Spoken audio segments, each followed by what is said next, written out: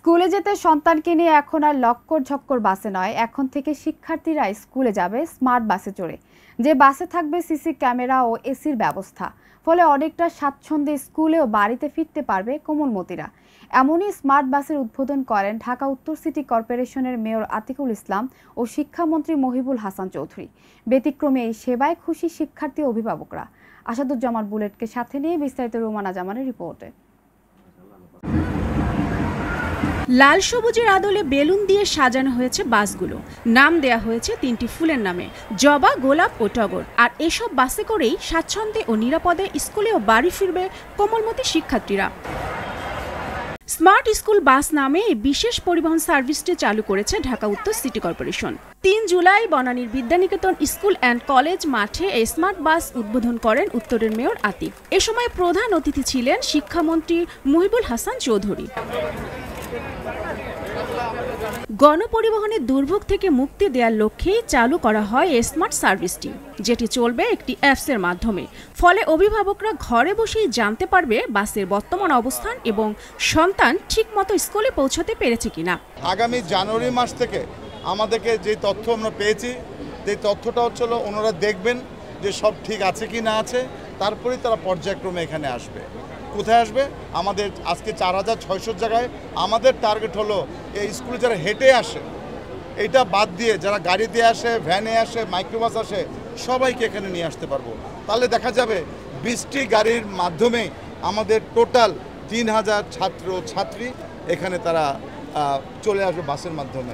অনুষ্ঠানে শিক্ষামন্ত্রী অভিভাবক ও শিক্ষার্থীদের উদ্দেশ্যে বেশ কিছু নির্দেশনা প্রদান করেন। সকলকে সম্মান করা শেখাতে হবে, শ্রদ্ধা করা শেখাতে হবে এবং নিজের কাজ নিজেকে করা। এই টয়লেট আমি ব্যবহার করি, উন্নত বিশ্বে কিন্তু সেগুলো শিক্ষার্থীদেরকে দিয়ে অনেক জায়গাতে পরিষ্কার করানো হয় তাদের কারিকুলামের অংশ হিসেবে। আমার সন্তানের মধ্যে এমন মানসিকতা যদি সৃষ্টি হয়, এটাকে আমি পরিষ্কার রাখবো কারণ আমিই ব্যবহারকারী, তাহলে কিন্তু সে ময়লা করার ক্ষেত্রে দ্বিতীয়বার ভাববে।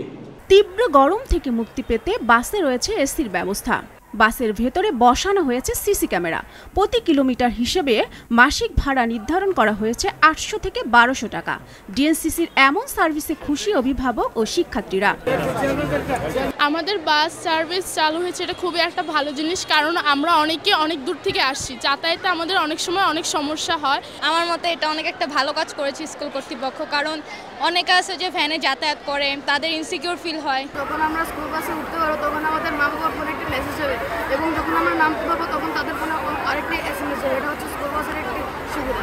আমরা নর্মালি ভ্যানের মধ্যে যাওয়া আসা করি, বাসের কারণে আমরা এক্সট্রা একটা নিরাপত্তা পাচ্ছি, এবং বাস আমাদের গরমের মধ্যে এসির কারণে অনেক দিক থেকে আমাদের ফ্যাসিলিটিস আছে।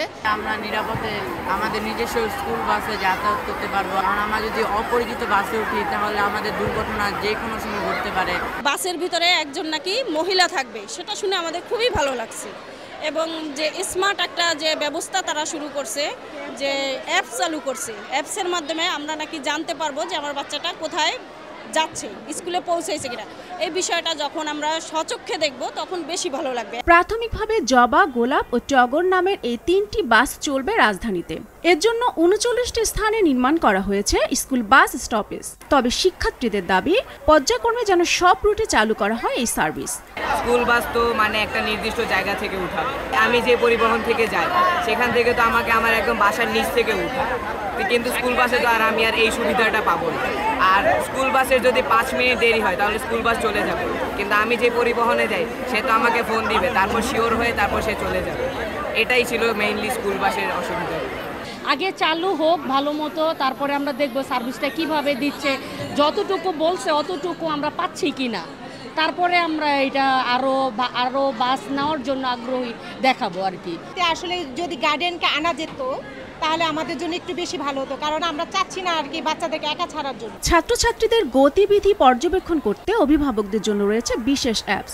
নিরাপত্তার কথা বিবেচনা করে প্রতিটি বাসে থাকবে নিবেদিত ট্রিপ ম্যানেজার, আইএসই সার্ভিস এবং পাওয়া যাবে 24 ঘন্টা হটলাইন সাপোর্ট।